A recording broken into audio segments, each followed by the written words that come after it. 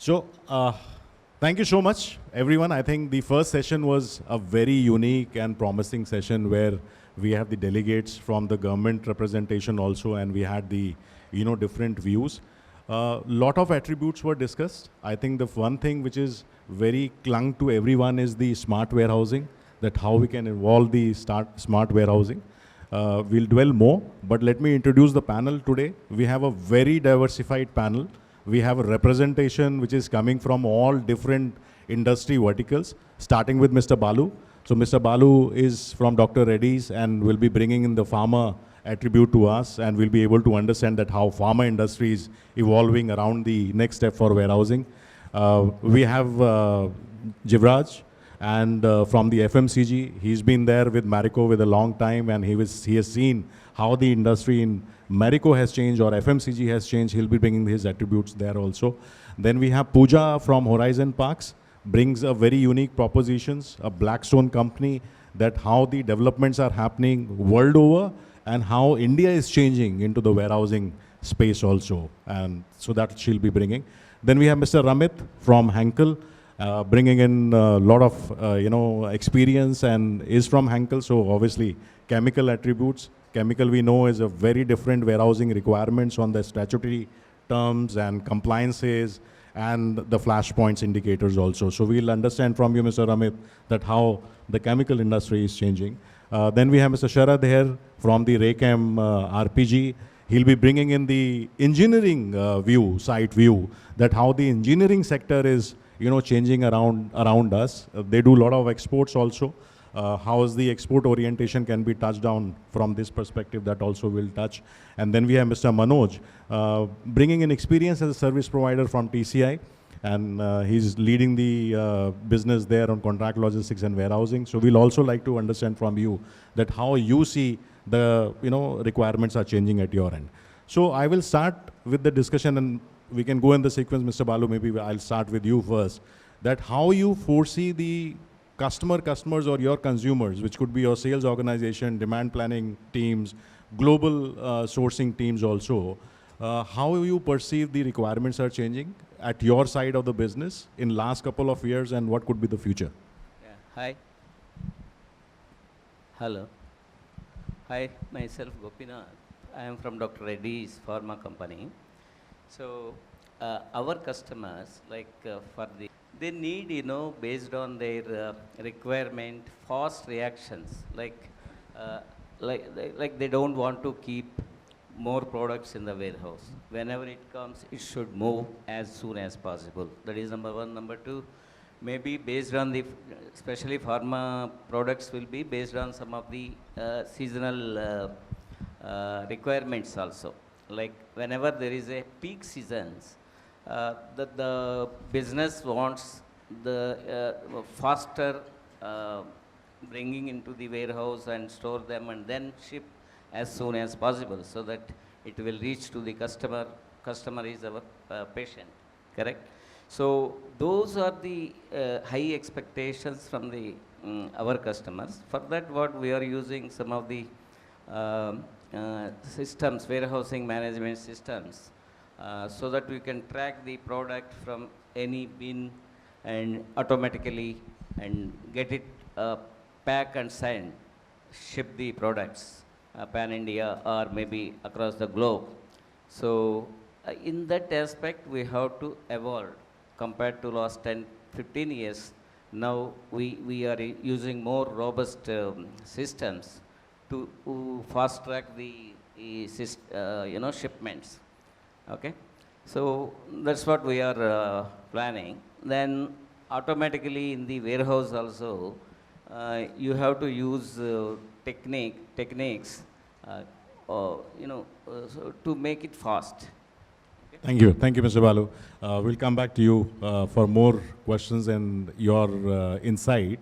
I'll move to Jivraj. Jivraj, how the world on the FMCG side is changing, and what you have seen in the last couple of years, and how you perceive it? Yeah. Am I audible? Yes. Yeah. Morning, everyone. I think it is really good to be here amongst all of you. My name is Jivraj. I represent an FMCG organization, Marico. I think definitely 1 out of 3 per person sitting in the room is our customer. So we represent multiple brands like Parachute, Saffola, Setwet, Livon, Nihar Hair Oils.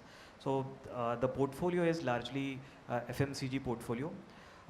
To your question, how the customers are evolving, I think there is a very drastic shift which has happened, and I think I've spent 10 years in Marico now, and I and Anoop were just discussing. There has been a dramatic shift in the way our customers are have evolved. So for an FMCG organization, the customers are largely distributors. I'll tell you how our entire value chain works. So we make our products, the products move to warehouses, and in 10 years ago when I joined Marico, I think we had 90% of the business happening through our distributors. So we would bill to the distributors, and distributors would give that stock to kirana shops, in the area that they were handling. Now from 90% general trade business or a distributive trade business, and we had only 10% CSD canteen plus modern trade business. From that, I think 10 years down the line, when I look at the business now, it is only 65% distributive trade. Rest 35% is now organized trade. So there has been a dramatic shift which has happened. What has grown for us is e-commerce, modern trade, and also B2B channel. So CSD by and large has remained same. So a lot of demand has actually, all of us I think are omni-channel customers today. I shop from Kirana store. I also order from Blinkit, Swiggy. I also once in a while, walk into a supermarket like Reliance or DMart, right? So this is, I think these are the choices that all of us are making. The consumer is evolving, and so is the entire first customer for us. So for us, the customers are the people who distribute our products to the end consumers, right? So if we talk about 1 out of 3 people, so I think our products are used by 50 crore people in the organization. That entire distribution is evolving because of the rise in e-com. I think broadly, modern trade and e-commerce put together, we are doing 25% to 30% business, and CSD is additional 5% business for us. How that changes our supply chain. Earlier, I think the business was very easy. We were dealing with just 900 customer points. From that, now we are dealing with 2100 customers. There are various DCs of each of these organizations, and we are supplying goods to them. They also have a very stringent freshness checks. Some of these businesses were very easy when we were dealing with general trade. With all the e-commerce and modern trade coming in, new SKUs have gotten added. Earlier we were dealing with broadly 200 to 250 products. Now our products have gone up to 500. There is a separate product which Flipkart would need because they would want to do an exclusive Flipkart launch. There is a separate MLH or maybe a customer like DMart or Reliance, which is a very big customer. There would be a specific pack created for that channel, and there would be a shelf life requirement also.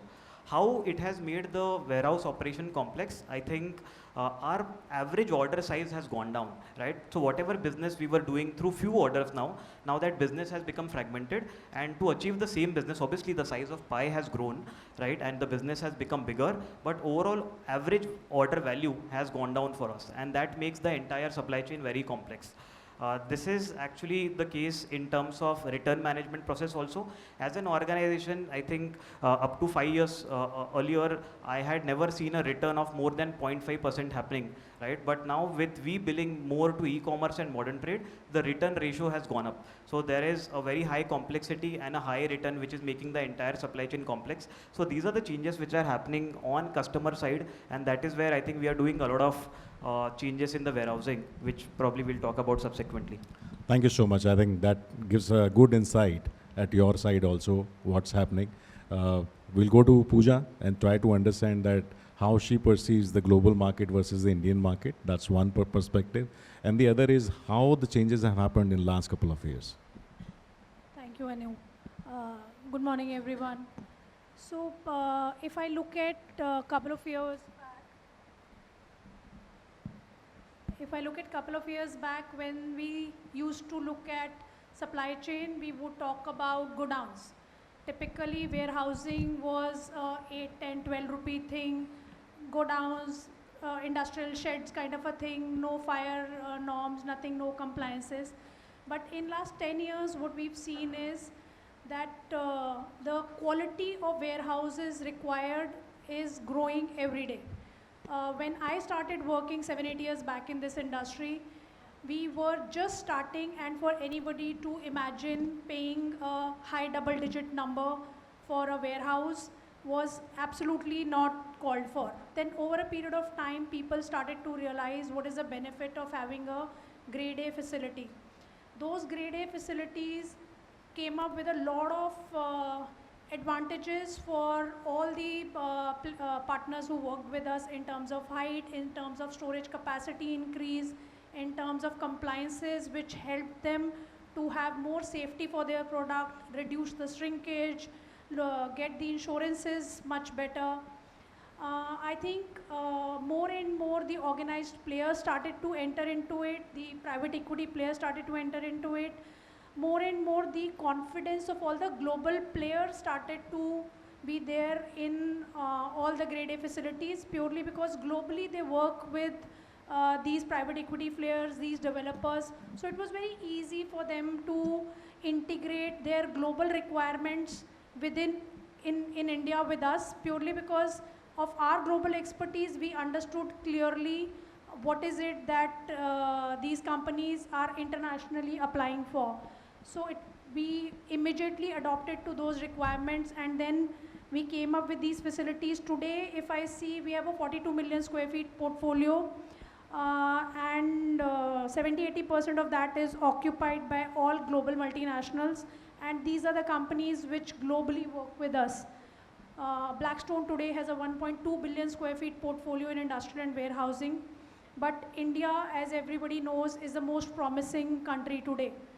What I see as a future for this industry and for us in grade A warehousing is the market from 22 to 27, as per market research report, is supposed to become a 300 billion market, growing at a CAGR of 16%, which I think is not comparable to any country. When I look at the absorption of grade A spaces in India, there has been, in this year itself, I think some 40 million square feet which has got absorbed till now is purely grade A. When I talk about tenants, there are people who I would have never imagined would look at a grade A facility and look at paying those kind of numbers, and these are people from FMCG industry, and they were always working with CNFs and not looking at grade A facilities because it was more a material in, material out. But the moment I think 3PLs like TCI, DP World and all started to give solutions for vertical storage, that is where the whole game changed, and then the whole per square feet cost became more viable for everybody. And I think there is no end to changes coming in this industry.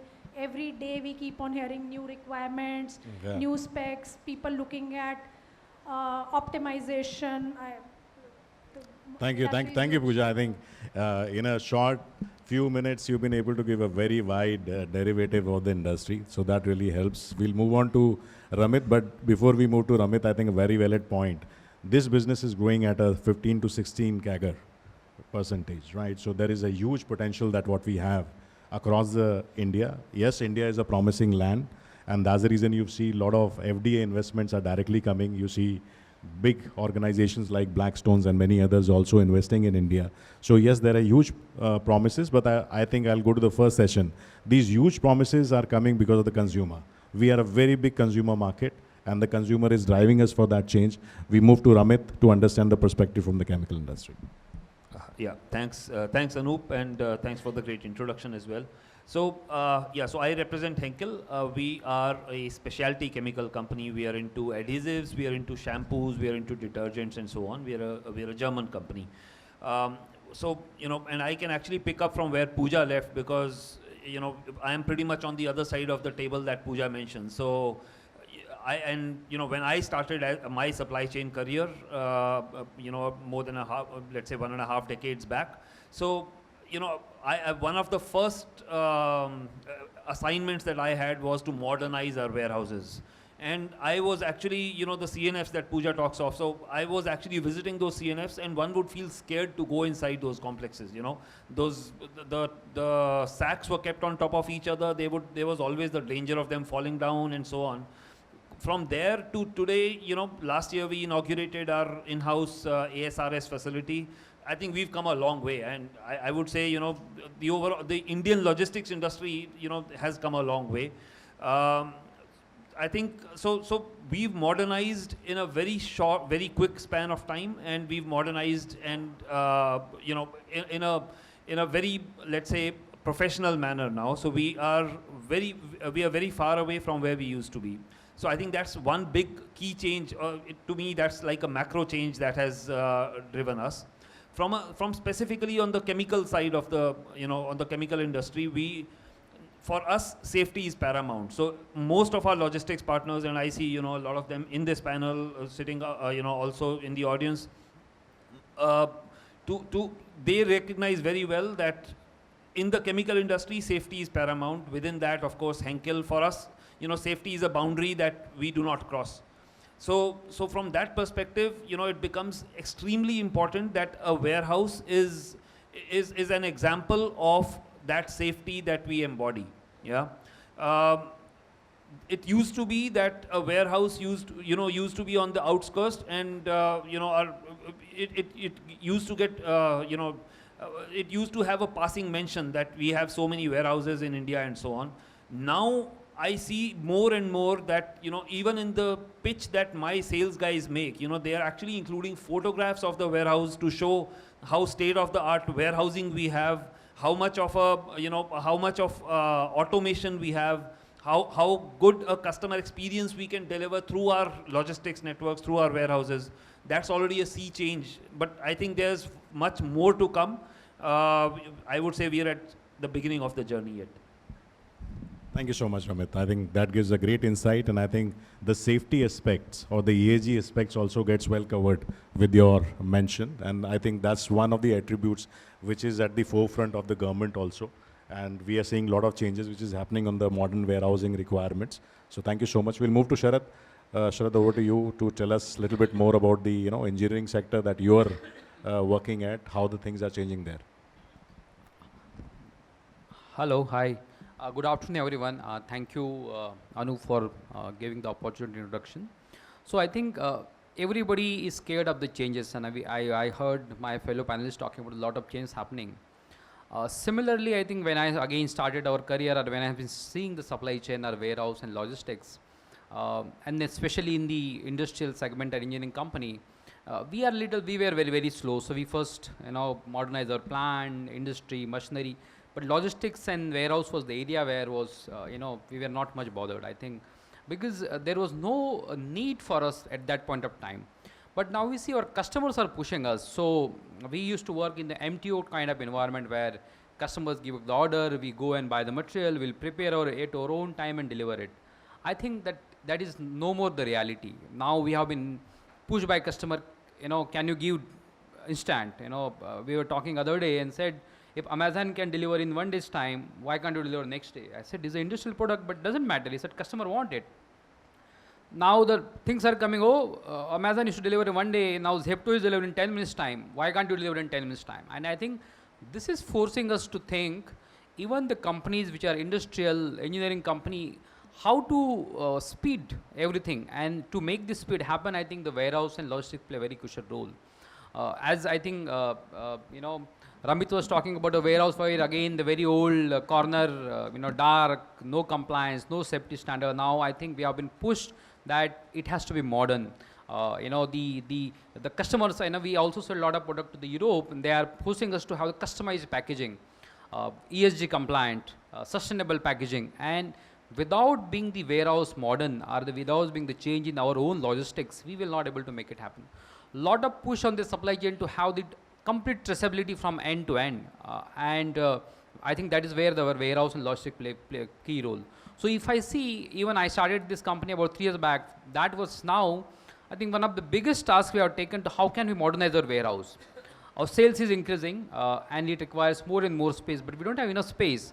And unless and until we modernize our warehouse and use this space very judiciously, have the automation, have the tracking, have the, you know, the lot of technology coming to it, automatic guided vehicle, that kind of thing, I think we were not able to. So a lot of changes are happening. I would still say we are little bit far behind our European or American counterpart. We are little bit far behind our FMCG sector, but I see huge changes also happening in the engineering sector. Yeah. Thank you. I think a great insight from you, and we realized one more attribute which came in the space optimization, right? So imagine when an engineering sector talks about a space optimization, which was maybe could be conceived by all of us that, you know, the space optimization might not be that much a big regard for engineering products or bulky products, which had maybe lesser turnaround time. But I think we also learned, Sharad, one more point, that everybody is getting benchmarked with the Amazons of the world, right? How fast you can deliver, how fast you can process. You also touched about on the traceability, yes, how fast it can be, you know, brought down, let down, or, you know, brought to the customer's door. With this, we move to the Manoj. He represents TCI from the service provider perspective. How you see all this changing for you at your home and what you're doing about it? Yeah. Good afternoon, everybody. Thank you, Anoop. Thank you for giving the opportunity. And I don't think that I need to add anything in terms of customer expectation, because you can see all the customer expectation complexity comes to the end here. So I don't know it is by design or default. I am sitting here at the that's end. the reason you've been designed to sit in the, you know, last when everybody has spoken. We want your perspective now. So this is what is happening. I am also seeing, because with the advent of quick commerce happening in India, so expectation not only to the B2C customer, but I am seeing into B2B customer also changing. The way he was telling, like it is there in the industrial goods, engineering goods. I am seeing in for passenger cars also, for example. I have some of the customer in automobile sector, where that like everybody is thinking 10 minutes delivery. That is what is going on. And I think he was very moderate in terms of telling about how the complexity in the business is changing. I am running a couple of warehouses for e-commerce companies, FMCG companies. So like complexities are ever growing on everyday basis, because assortment is increasing and return percentage gone up to the 35%. Difficult to believe actually. And the reprocessing of the returns and everything. And the customer mix is also changing. Lead time in terms of delivery is changing. The number of SKUs in the warehouse is changing. So all this phenomena is happening, and I think pace of change is much more faster than what I used to see a couple of years back. So that is adding to the lot of complexity in our business also, and customer expectation. And I think we'll be discussing more about how do we prepare for future and be ready, future ready in terms of handling the customer expectation and customer satisfaction. So thank you. Thank you, Manoj. So I think, I hope you all have enjoyed the insights which has come as a round one. Before we move to the round two, I think it is important, let's try to do a important recap. What different industries are thinking and working on. Everybody is looking at a shorter lead time for delivery to the consumer, right? People like you and me, right? Or the people maybe who are sitting in Patna, somebody sitting in Ranchi, somebody sitting in Dharampur, you know, even the tier 2 or tier 3 cities. I think that is what is changing. We also understood that the requirement when it comes to the pharma industry, the compliance requirement, the shelf life of a product is important attributes, because you will have product which have expiries. So where the FIFO has to be managed, the temperature excursions needs to be managed, right? So those, because you are into health sector, we should not be moving into the products to the hospitals or to the pharmacies, which is already seen some excursions. That's what we have seen. So thank you, Mr. Balu, for bringing that point here. So pharma is very important, and that, you know, if something goes wrong, that is playing with the patient. So that should not be done. So whenever you are treating the patient, you have to treat and make the better. You should not make the worsen of the condition of the patient. That is the aim of any pharma company. So for especially in pharma, there will be a lot of products which should be stored under prescribed temperatures. There may be minus temperature, plus 2 to 8, 15, 25. These are most of the temperature conditions required for the pharma. For that purpose, warehouse should be equipped with the unbroken cold chain activity, starting from the manufacturing till the last mile. Last mile means till hospital, or maybe medical shop. So once patient buys it, that he has to keep the product in refrigerator at home or something. So these are the challenges what we face. For example, recently COVID vaccinations, India experienced, and in the world, India showed that we have a lot of capacity to vaccinate the people. Most of the people were vaccinated compared to any other country. So even India exported some of the vaccines to third world countries also. So in this experience, all pharma companies are well equipped, and they managed maintaining or constructing the new warehouses. Like for the vaccination, we converted one of our big room into a -20 storage condition. And from there, you have to manage the -20 conditions. You should have alternative engineering technology. So, for example, one motor goes wrong, immediately second motor should pick up to maintain the -20 temperature. From that to ship, transporting the material by -20 containers for refrigerator vehicles. So up to the hospitals. And you should not break, because if there is a break of that cold chain for about 15 minutes or 20 minutes, there will be the vaccine will be thawing, melting. Once it is melted, within 1 hour you have to inject to the patient, human being. Otherwise that is not useful, that you have to throw it away. So very rare cases such happens, except we experienced once, and we defaulted those shipment. That is because of one of the accident happened on the road.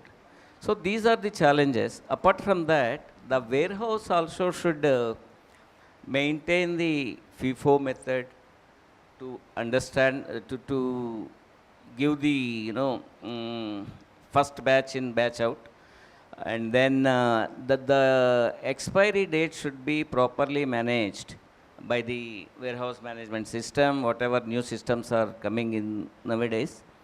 And the most challenge is you should see, once the product reaches 80% of its shelf life, you cannot sell, because that remaining 20% we don't know how much time it will take from your manufacturing to the patient.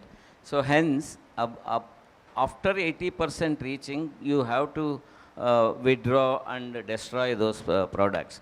Those things are very, very important in the pharma sector, and all manufacturers are managing this. Without that, anything will happen to the patient, and you will be facing a lot of issues legally. And especially in US, you have huge penalties. Billions of dollars will be penalized if something goes wrong with the product. Thank you, Dr. Balu. I Thank think very important and eminent points while we are coming to all the others. The expiry at 80% is as good as, not having a product, right? It is absolute of no use if 80% of the shelf life has been already achieved. I think that is where you're looking at a modern, warehousing, how it can enable better accuracies, better temperature control. There should not be any exertions. You're expecting modern warehousing should have all those, abilities where the changeovers are available. And if there is, for a backup to backup, for one backup, you should have another backup. What is your perception around cold chain? Because that is a very important, eminent point. Is cold chain really increasing the way it should be increasing as an infrastructure in India, or there is something more needed? Because why I'm saying it is not only a pharma requirement, it is also a food habit. If you see, the food habits for all of us has changed drastically in last 5 years. How many consignments we have started ordering from Swiggy, Zomatos, right? So much of change management is happening. And when you are having those processed foods, they all are coming from some cold chain methodology or the other. So just maybe a last note from you before we move to Jivraj. How you're seeing the cold chain market evolving in India, and what is your thoughts on that? Yeah. So compared to years back, the food behavior of the citizens are becoming different, you know. Previously, what we used to do, maybe 20, 30 years back, everything will be bought in the, retail store, and at home people used to make, correct? Nowadays, more people are working, so they don't have time. So what they are going for a ready-made food, which ready-made things already. Yeah. So Ready-made you're food, back. you know, whenever we are going for ready-made food, that is ready to eat, it should be stored under controlled temperature, whether it is maybe 2 to 8 or. So, Dr. Balu, my question was, is the industry, right, whether it is Horizon Parks, TCIs, 3PL service providers, are you seeing enough, evolvement in the cold chain infrastructure in India, or do you have any? It should improve further. Okay. So still we are struggling with the cold chain warehouses. You are telling about warehouse you are constructing in Hyderabad also. Nowadays there are increasing warehouses are coming in. It should grow further also. Thank you so much. So I think what we cater understand the is the more infrastructure has to come not only for the healthcare, but also with the changing food habits which is happening across the country. We need to be more ready for that change in the infrastructure. With this, we'll move to Jivraj. Over to you. What is your expectation? What is your customer expectation around the change warehousing requirements in the coming 10 years, and how you see it? Yeah, thank you. So I think I explained about how the customer dynamics is changing. Maybe I'll just throw some light on how warehousing has changed for us over last few years. So I think Ramit, similar to I think how you have experienced when I also started my career, the warehouses were of very basic quality. Even the supplies were not there. I remember finding just one single shade of a Kirby structure and not getting RC's warehouse was a pleasant experience that, hey, I've been able to find a good godown. While affordability continues to be a very big element because you have to be competitive as a business also. So I'm sure all of us, many of us would know a case study like Britannia, wherein the EBITDA moved from, say, a single digit number to a higher double digit number with multiple interventions in logistics, warehousing, and SKU rationalizations and other elements. So being competitive in the business, you can probably do a lot of automation provided it makes sense to the business, right? So for an FMCG organization, the overall cost to serve is broadly 3 to 4%, and you have to make financial sense out of it.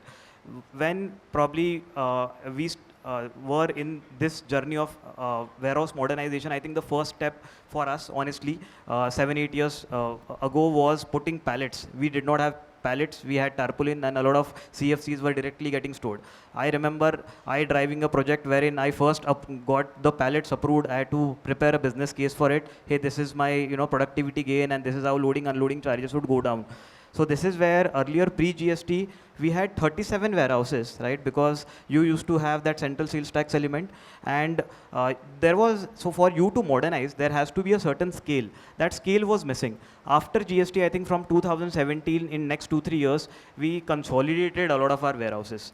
We have now, I think we manage broadly 13-14 lakh square feet. And this is 25 warehouses currently.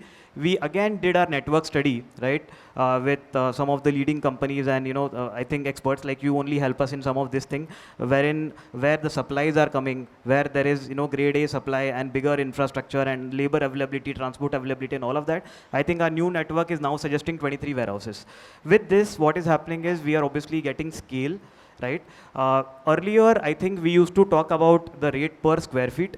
The mindset for us internally is changing, that we don't have to use an utilization formula that we have in our tracker. Say how much of our warehouse is utilized is all square feet. From there, I think the culture that Amazons of the world have brought in, and something that we are adopting to, and something that I think some of you were alluding to, is where we are moving from square feet utilization to cubic feet utilization. Thank you so much, You have Jivraj. to actually, go vertical and think about the cubic feet utilization, and that is where the business case will come in. Thank you so much. I think that is where we'll move to Ramit, to the next step. But I think the essence is where from square feet to cubic feet utilization. I think that is the voluminous, space inside the warehouse. That's what even the customers like FMCG sector is also looking at. Ramit, over to you, and then we'll come back to Pooja after talking to Sharad also. So I'll continue from where Jivraj left. So talking from a chemical industry standpoint, there's immense complexity. I never realized when I moved to a chemical industry, but we have solids, we have liquids. We have within liquids, we have right from a 200-liter drum right down to a 0.5 ml small tube. Yeah. So we have hazardous goods. We have goods for our telecom customers that we need to store at -40. So you name the gamut and we have it. And it's obviously our warehousing partners have to cope up with all of that. So just sheer complexity that we in the chemical industry we have to deal with. The entire the reflection of that is with the warehouses. And like I said in the last time, managing all of this, managing the safety piece, managing also, there are these, let's say the 25 kilo and below has to be part of the legal metrology laws, and, managing all of those complexities, and then making sure that, our warehouses are not just warehouses, but are showcases. Gone are the days when we used to have warehouse as a cost center. Now it's very much a showcase. It's a selling point, like I said last time also, it's a selling point for my sales team. So we must maintain even the aesthetics of the warehouse in that sense. And I think the one point which I missed last time is sustainability. So, a warehouse is also the place where we are showcasing a lot of our sustainability efforts. So all of these put together, I think the demands of the industry are tremendous, and I think I'm very happy that our warehousing partners are keeping up with the demands. Thank you, Ramit. I think warehousing is no more a passing remark, right? That's one thing is very clear, and I think that is where warehousings are getting perceived as a competitive advantage for the organizations and to bring enhancement of delight at the consumer level. And Ramit, you are right. I think safety standards, even on the chemical side, has been always high. And while I've been working for the last 30 years, I've seen chemical as a sector has been always ahead on the safety standards versus the others, and including pharma for that matter. And also obviously automotive also, because it's been advanced supply chain matrix what we've been following. With this, we'll move to Sharad to understand your last thoughts on how the warehousing evolution should happen on the modern warehousing. I think just to aid what others said, the warehousing as a competitive advantage, sustainability area, I also see warehousing also bring a lot of efficiency in the system. So if you look at our logistic cost compared to the developed countries, I think we are still slightly 2-3% higher. And I will give practical examples. Our sales has been increasing over the year, every year. But space is a premium. We can't keep increasing the space every time, and the warehouse space mostly remain the same. Now if space remains the same, your sales increasing, your volume is going, incoming and outgoing, how you will bring efficiency? Many times we have observed in one of the case we missed the point to modernize the warehouse. It was becoming like a bottleneck for us. And I think that is where, and I would see, apart from sustainability, competitive advantage, a lot of focus on the packaging nowadays. Especially the customers in the Europe are, we do a lot of customized product, and they ask for very customized packaging for requirement. And I can't have a line running where we have 100 types of different packaging, and that is where I think, a lot of bottlenecks comes in. So I see, apart from what others said, the warehousing and logistics, especially the warehousing, also grabbing a lot of efficiency in the system in terms of lead time, delivery to customer, and customer delight. Yeah. Thank you, Sharad. I think that's very important. Two important attributes which I like to carry from you is, one is India is becoming the hub for the global market. And the quality and the essence, whether it is on the US, like Dr. Balu, what you were talking about, or we are talking about the European market or other markets, I think not only we need to be cost competitive, but we need to be also at the best when it comes to the packaging or the norms management. And that's important. I think the other point which everybody has touched, but you have also touched from the engineering perspective, is the cost optimization, right? That will be the greatest delta if the country has to grow to the next level and bring our products or produce to the world. Yeah? And efficiencies also. So you have to adopt the AIs, IoTs, Internet of Things, digitalization, technological advancement. While all these we have to do, Pooja, how you see that the infrastructure will be helping, how will be, you conceive the ESG requirement of the customers, various sectors coming, and what are your last thoughts on this? So what we have seen is earlier we would do buildings which are 6-meter height, 7-meter height. The maximum that would go would be to a 9-meter height building. Of late, almost everything that we are constructing in last 2-3 years has been 12-meter height. There are customers who have come to us with a 17-meter height requirement. Those are very built to suit buildings. As Jivraj and Ramit both touched upon the need for using the cubic feet. I think that's how today the whole industry has moved to. I think that's how in my last comments also I said the FMCG companies which earlier would find it extremely difficult to be a part of a grade A warehousing are now being able to afford it just because of the sheer volume that they gain instead of the square footage that they are looking at. ESG, Anoop, has been a very big focus globally for us in Blackstone. I think our goal was to reduce our carbon footprint by 15% by end of 2025. Very happy to say that we've already achieved that 15% carbon footprint reduction already in this year itself. The major drivers for these are the green plantations that we are doing all across our parks. We are trying to leave as much as 30-40% of our parks with green areas. We are installing a lot of solar panels in all our buildings. We are fortunate to have millions and millions of square feet available to us, and accordingly the roof space available for us to be able to use for solar installation. Our target is by end of this year to install 25 million square feet, 25 megawatt of solar, out of which 50% we've already achieved. And going forward also, year on year, we are looking at least adding 10 megawatt of solar to our capacity. Now, this is just our goal. It makes us very happy when I hear from our customers to say, by us installing solar, their energy bills have reduced by 20%. And this is just the beginning. Today, not a lot of our customers are using 100% benefit of solar. Some of them have not gone to the capacity of solar that would be needed for them to operate. I think more and more these ESG benefits will start to reflect into the operational cost benefits also. Thank you, Pooja. I think that's very important, because when we talk about intelligent warehousing, it's not only about the churns, the number of churns that we can manage in a per cubic feet.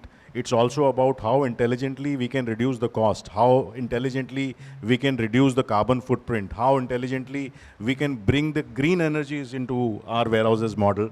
And yes, that's so true, because if you see in the cold chain warehouse, 17% approximately cost is only of electricity. If with the solar enablement or with the right norms which can be made available, if that cost reduction can happen, it directly goes to the last customer who's consuming a product, whether it is a pharma product or whether it is a food product or a chocolate or anything. I think there is so much of things which can be done by virtue of intelligent warehousing.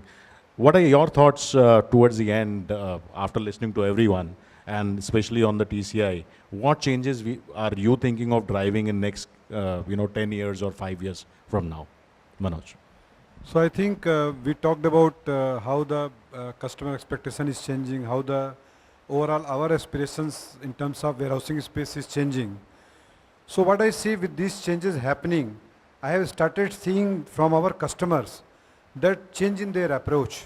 So they have become more strategic than transactional approach. That is what I am seeing is the change.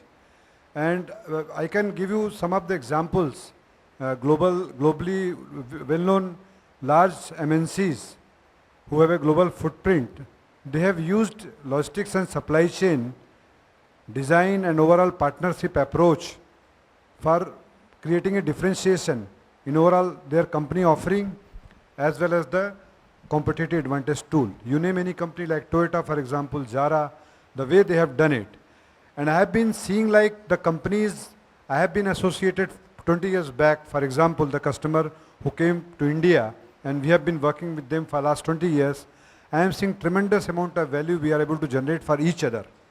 So that is what is happening. That is a proven like formula in terms of, I have seen, that is what is happening. This trend is increasing in the Indian customers also, and global MNCs who are coming to India also. More partnership approach is happening. I think collaboration is much more needed because we have a lot of challenges, we have a lot of expectation to manage, and that is, I think, is very, very necessary. That is my take, that should be the priority number one for everybody. Thank you so much. I think it's a wonderful session, and I will also comprehend some thoughts from DP World. So at DP World, we are into ports, as you would be aware, Dubai Port World. That's what the full form of DP World is. But we are not only a port company, we are also having free trade zone warehousing. So we have 3 free trade zone warehousing, which is in Nhava Sheva, Chennai and Cochin. We are right inside the port. And all the 3 sites are energy enabled fully. So that's what the matrix, what we have done. And FTZs are generally a foreign deemed land, right? It's a deemed foreign land, right? So which means you don't have to bring the inventories, you don't have to make the custom duties payment, you can re-export the material from there. So we also see a lot of requirements, which is coming. Recently there was a congestion at the Singapore, port. People were worried that why the inventories we are keeping in Singapore, the cost of keeping an inventory per cubic feet or per square feet is very, very high versus what we have in India. And the largely, which are the market which are getting catered? It was Bangladesh, it was Sri Lanka, it was India. So why those inventory cannot be brought here while you can re-export from here also and while you can keep it? So I think those intelligent dynamics, apart from the intelligent warehousing, is also coming. So people want intelligent solutions also around warehousing. So that is also where we are. And even on the cold chain warehouses, while Dr. Prabhu, you was talking about, whether it is Hyderabad, Taloja, the new constructions, what we are doing, these are completely on the ESG forefront, which will be totally solar enabled, and the energy will be derived from there, which will directly help us to reduce the cost on the electricity and to able to pass on those benefits to our customers and to their customers ultimately, because that's the reason that we are here. And thank you so much for all of you. Very enriching and delightful session. So happy to have met all of you. With this, I'll thank you and I'll hand over to our colleagues from the CII. Yeah. So yes, we have a session for question answers. So we'd like to take some questions. Roy, I have been in this supply chain profession. For Can you long bring time. the mic to your, Hello. yeah, So better, one better. question to Dr. Reddy is, one of the points come for cold chain distribution, primary and secondary distribution, the challenges we face, and any data logger is there to take care that if it is not maintained proper temperature, it should be there. That is one of the questions. Second question is also on the food products and that the secondary distribution, if you are improving the primary distribution, what about the demand, sales demand forecasting? It has also a lot of things to do to avoid the expiries and all. Is there something being done on that? You can also enlighten us on this. Okay. On first question, thanks for the question. So we are using the data loggers starting from the warehousing. In the warehouse, it will show what is the temperature. If there is any fluctuation in the temperature, we'll get the SMS alerts. There will be buzzer sound, and not only that, then the SMS also will come to the warehouse head so that he will be alert. That is number one. Number two, whenever we are shipping from warehouse to further CFAs or up to the hospitals, we'll put the data loggers in the that shipper also, particular shipper. For example, if one shipper is shipping, data logger will be kept in that. If the bulk shipment is going in a temperature controlled vehicle, we will keep one data logger in one of the shipper, and that same transporter also will have the data logger. We will check both. Maybe my data logger or maybe transporter data logger is not correct. We will check both. There is a control. Thank you. I have cleared your answer. That the vaccine 8 to 10% was wasted. In different states, the statistics are different. So we are only thinking that how it could happen, that the government could have taken the help from the supply chain professionals so that this could be avoided. And one of the problems is the demand forecasting. That is also in the business. If the demand forecasting is haywire, that will lead to also expiries. Is there anything being done on that?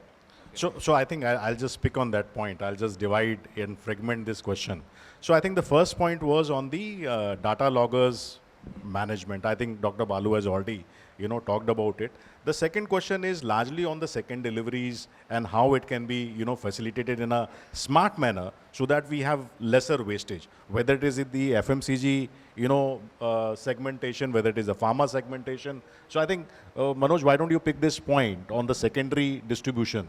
What is happening as per you? So actually, what is happening in the market, like there are various customized vehicle are there in the market. So we also deployed various customized vehicle where different size of vehicles are having the data logger also, as well as the telematics, smart telematics to track and trace the vehicle, generate the various dashboards and MIS, auto-generated MIS to the customer, auto alert, maybe SMS, WhatsApp, whatever method.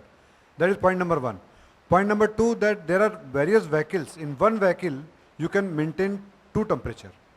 So basically there is a partition created in between, and that partition is movable partition. So those kind of innovation is happening.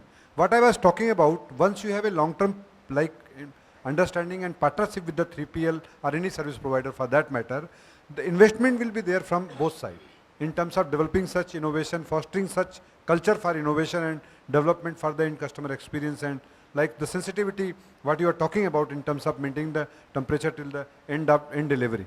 So that is how it is being done. It's very much available and it's getting mature. Thank you, Manoj. I think that gives a lot of clarity, but I think Manoj also brought in a point. It has to be done collaboratively. It cannot be largely looked only at a service provider side, but it has to be a collaboration where the customer and the service provider comes together and they try to collaborate and build onto a solution. Thank you.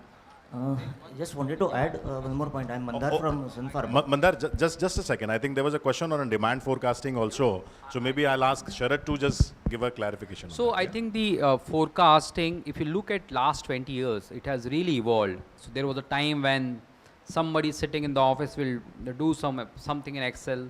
From there we had got APO, then Logility, and then a lot of forecasting software has come.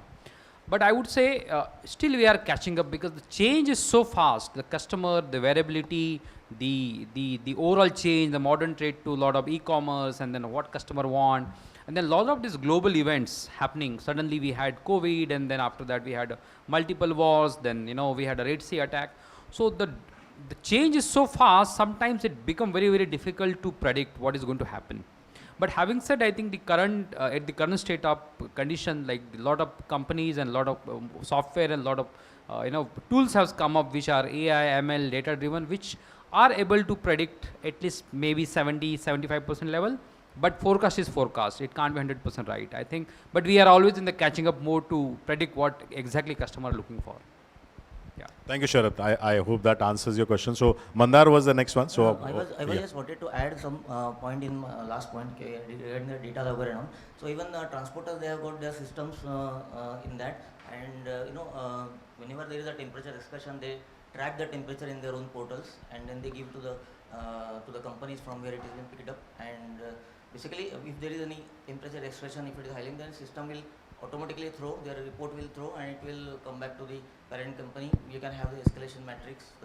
It can go to right person. Alarm can ring. So that way it has been tracked also. So there is a I would say automation and technology related. Transporters are also developing that technology, and things are getting highlighted to the right people at right time. There are refer vehicles also we follow, wherein the vehicle will have temperature condition mentioned. I mean, it is a digital condition which is there, and anywhere it has been excursion. If it is 2 to 8 degree product, suppose if 1 degree or maybe 9 degree, 10 degree it is reaching, then the temperature can be automatically integrated with the systems, and it can throw the highlight. So thank you, Mandar. Action can be taken on. Thank you, Mandar. So at DP World also, all our refrigerated vehicles, they have the temperature excursions monitoring. Apart from this, we have a central control tower setup also, which has been done. So it's centralized in Bangalore, from where all these vehicles are tracked. Not only for the temperature excursions, I think temperature excursions last will happen for various reasons. There could be repair and maintenance in the vehicle. There could be repair and maintenance which has not been done on timely basis. That could be one of the reasons. So I think at the backdrop also there are a lot of things. But as the industry is evolving, and Mandar, you're right, I think the industry is evolving at both the sides to bring the maximum to the consumer. With this, we move to the next question. Yeah. Hello. Thank you for all the panelists and giving a lot of insights about the industries. I am Pankaj Srivastava from Top Blue Supply Chain Consultant. My question is, post GST we have seen a drastic change in warehouse consolidations, art of state warehouses, etc. Now the time has came again, the customer has demanded, like Mr. Sharad had mentioned, 10 to 50 minutes deliveries. So we are expecting the warehouse near to our home.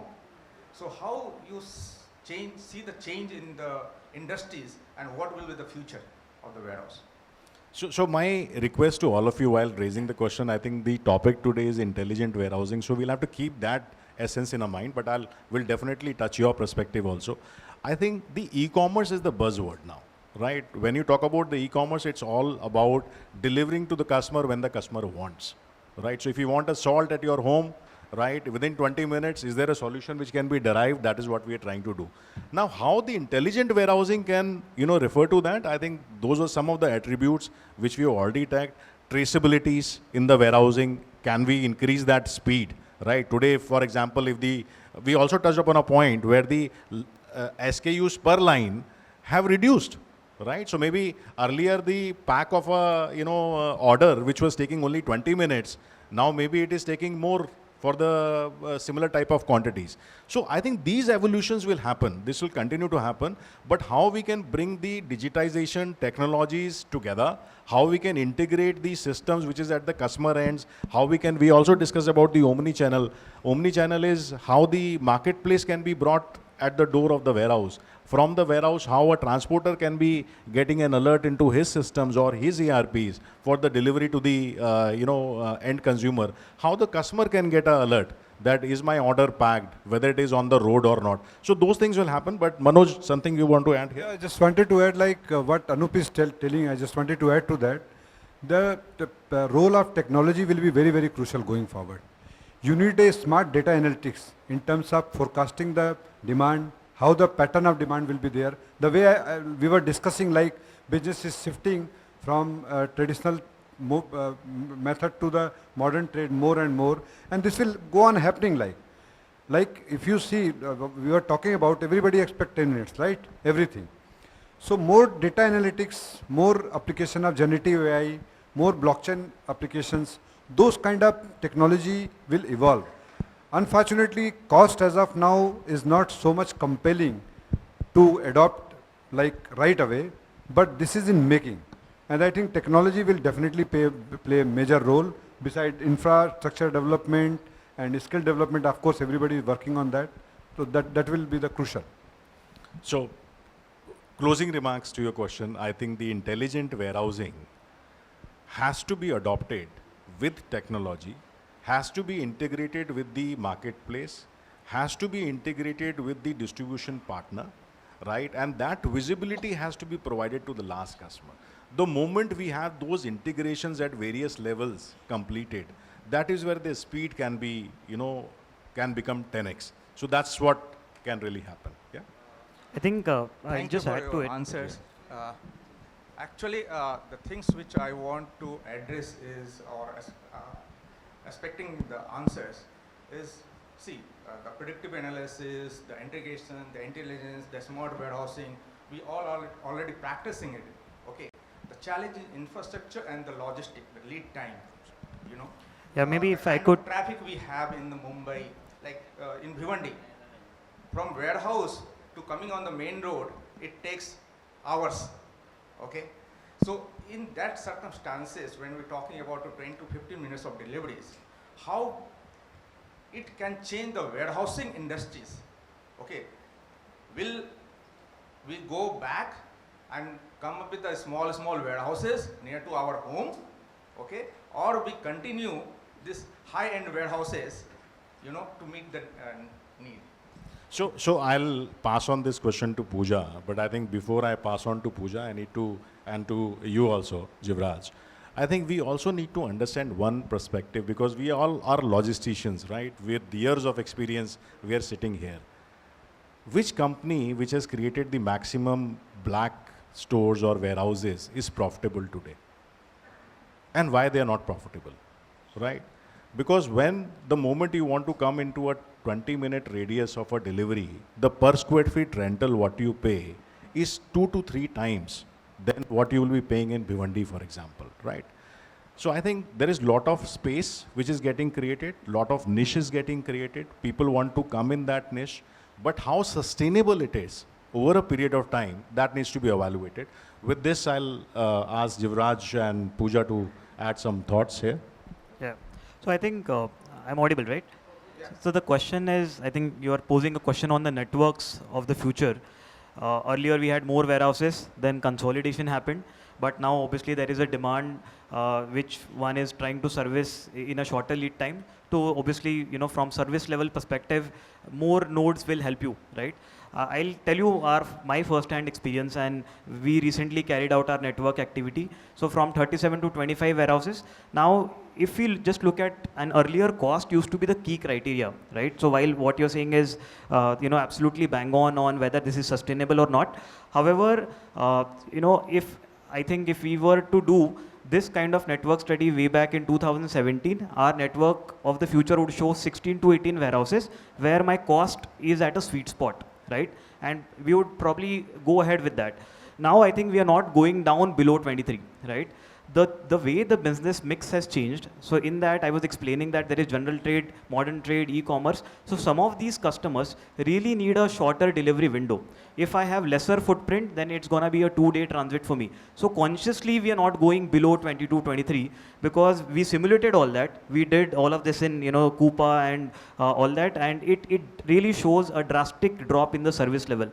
Now, we have to adapt to what the needs of our customer is, right? And beyond a point below 22, 23, we are not going, and it is a case for me.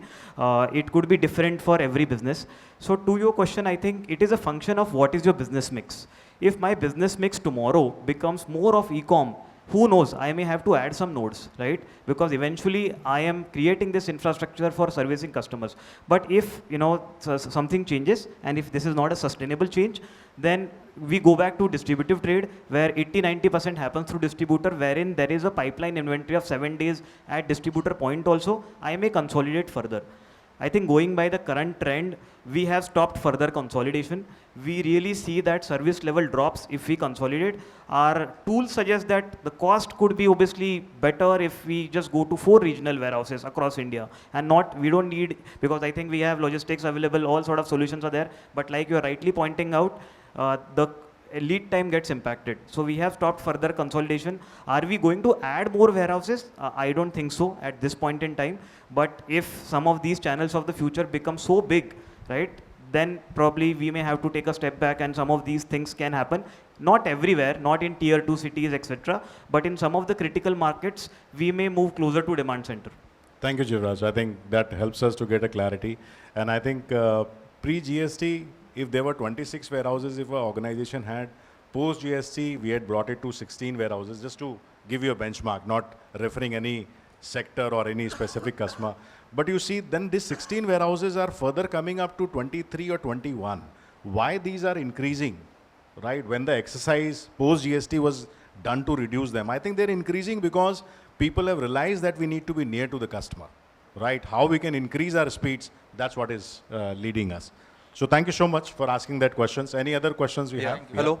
Yeah. Yeah, I am Mayur Parwani from Aditya Birla Group. My question, if you can mention, you are addressing your question to whom in the panel? Yeah, anyone, Ms. Jivraj can answer. Okay. So my question is that I will give you certain data, like we are facing the shortage of labor at 27%. Our index, like inflation index, is 5.7%. Our salary cost of the logistic labor is going up by 14%. So on one side, the SKUs are increasing, your turnover is increasing, your product basket is increasing, but on other side, we have a pressure to reduce the logistic cost, and that is a common across the entire spectrum of, irrespective of the industry, irrespective of the organization. So what is your take on that? So first of all, thank you so much for asking that questions, especially coming from Aditya Villa, right? Because I think it's more of a question and an answer which is trying to give to a service provider also, that there is a cost on people employment which is increasing, but there is a pressure on reducing the cost at the same time also. So Jivraj, over to you. Yeah, no, thank you. I think we are all in the same boat here, and while obviously we would want to be more automated and we would want to service this with best-in-class technology, we definitely have very high pressure to keep the overall cost to serve constant. I will again tell you some of the things that we are doing and how we are tackling some of these things. See, there are places where economies of scale is helping us. So we actually have gone vertical. So earlier we did not have any of we call it block storage, wherein there are no racks. We keep everything on ground. All 25 and earlier 37 warehouses were block storage. We have gone vertical in 4 warehouses. There was a lot of discussion internally in the organization whether this makes financial sense or not. Should we be doing it or not? Because there is capex involved. There is cost of reach truck. There are drivers that you need. There is a special trained workforce that you need for WMS, right? I think to that question, what we have been able to achieve is we have generated higher throughput from lesser infrastructure, and how that has happened is through automation. Some of these vertical warehouses operating with lesser manpower in the same warehouse by giving more throughput is something that has helped in achieving one part of it. Warehouse rental as a spend has gone up for us, because earlier we were 0% grade A, today we are 60% grade A. I think as we speak, I am transitioning my Sonipat warehouse to a grade A facility, and then Ghaziabad is planned next week, right? So some of these transitions are happening very fast, and we have actually moved, the idea is to move within 1 year to 100% grade A. Rental as a cost has gone up, but warehouse operation through automation, we are trying to mitigate that. One thing which has been a sweet spot for us, and maybe I'll be happy to admit, that our transportation costs have gone down. The infrastructure in the country has improved, and in some of the road corridors, I think with the better infra, the transporters are also doing more trips with the same asset type, and hence overall we have seen 2 years, 3 years in the row the transportation cost is going down. So some of it is also getting compensated there. When we look at the cost to serve, warehouse rental, warehouse operation, transportation, these are the 3 legs which we look at in TDC, total delivered cost. So maybe one leg is going up, but we are seeing some green shoots in other, and that is how we are keeping the cost balanced to keep Marico's business or overall business competitive. Thank you, Jivraj. So I hope that answers your question. Yeah. Yeah, good afternoon. My name is Vinod Krishnan. I represent Gurji Consulting Engineers. Let me admit that I am not a person in the logistics space per se, but I've heard about sustainability, I've heard about solar panels, environmental consciousness, the demands of the pharma industry, etc., from the speakers in the panel. My question is, how are these specific customer requirements transferred to the agencies that actually deliver the engineering of the warehouses? Pooja, you like to pick this up? I think as and when these demands come to us from our customers, what we do is we work with all our partners, all our consultants. Like we did a cold storage project. We had the complete cold storage team work with us, various consultants work with us to work on the design. We don't specialize today in a cold storage. Similarly, whenever we work on anything which is to do with a specific, it's like we don't only do warehousing, we do industrial also. So whenever we have any specific industrial kind of a requirement, then also we work with a lot of our end consultants to work on this.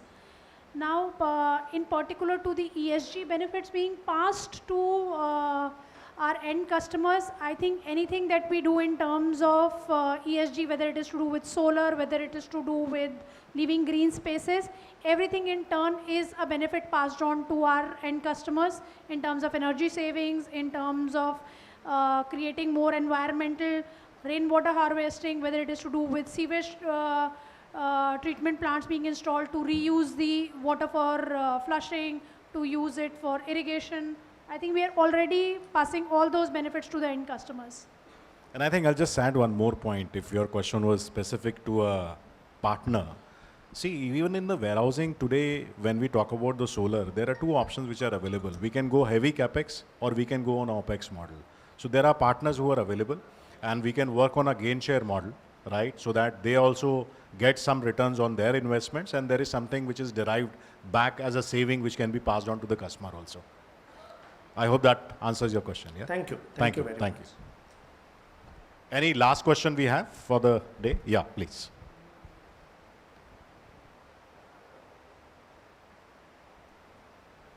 Not for the day, for the session. My apologies.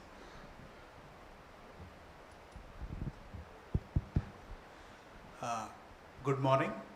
I am Gunjan Bhargav. I represent Godrej and Boys on this event. Thanks for the panel members for sharing their insights. About this intelligent warehousing, we come from a background where we support the warehousing through material handling equipment, which becomes an element for the throughput or connectivity, etc. And we have the equipment. Like my question directly is to Ms. Pooja. She touched base a very good point, and we have seen over years the godowns getting converted into sophisticated warehouses from 6-meter height to now to 10, 12 meters, slowly moving to 15 and 16. And we support those material handling equipment not only in India but abroad also. But we have seen that when we give an equipment which is well connected and intelligent warehouse, they get connected very easily and quickly when they are in Europe or somewhere else in the geography. But in India, when we talk about 10 meters warehouse or 12-meter warehouse and we give some sophisticated trucks, connectivity on internet, when we talk about WMS, not only the goods, the equipment which is moving within the warehouse connectivity on internet, and to the ERP software of the client sitting somewhere else, that seamless connectivity infrastructure is something which is missing. So what are the plans and what are your thoughts over there, how to overcome? So Pooja, I'll pick the portion of it, but maybe you can touch on a portion where I think what his question is that you as a developer or an infrastructure partner, are you moving one step forward towards, technology integrations also with your customers, with the partners like Godrej or others? Is that something which is on your thoughts right now? As of now, what we worked on, Anoop, is ensuring that there is proper infrastructure available in terms of connectivity. That's a piece that we've solved for all our logistic parks, because we understand these logistic parks are slightly far away. So with all our telecom partners, we've ensured that that piece of connectivity is sorted fully, so that any partner of ours who is operating out of there gets that seamless connectivity available. Now, in terms of integrating their piece with our software, I think it's very difficult. We work with most of the multinationals. Everybody has their own softwares. Is it possible today for them to give the access to their softwares to us? I am not seeing that happening today. But that was the situation some years back in retail also. When I look at retail industry some year back, none of the retailers would share the sales data with the shopping mall guys, for shopping mall guys to know what is the average basket spend, what are the number of people coming. Today, if I see most of the grade A shopping malls, all have data of every retailer. You ask any shopping mall which retailer is doing what kind of a business and all, they have all data. I think going forward that will be the future, but today I see more and more the integration not being possible. We are very open to it because we globally do it. So I think I'll just add on what Pooja has said. Today we have not reached there where the European markets or the developed market has already reached, where the developer is investing into the racking, where the developer is investing into the MHEs, where the developer is creating a IoT environment inside the warehouse. Largely in India, as on today also, it is either left to the customer if customer is taking a lease of a warehouse, or it is left onto the service provider, right? So that is how we are trying to do. We also work with your organization very closely, so I'd like to commend you for the good work that you guys are doing. And yes, there are people, my colleagues from Europe, they also visit our warehouses regularly, and they're really delighted to see that there is an Indian company who's doing so much a good work. So while I've answered the question, I've appreciated what you're doing. Please keep on doing that. That's important. Thank you. Thanks, Mr. Chauhan, for the compliments. With this, thank you so much. and welcome again. And I think it's been a great session. Participation from the other side also has been good. I hope we've been able to bring in a lot of insight to you. If so, let's have a round applause for the panel members here, please. Thank you so much. Thank you so much.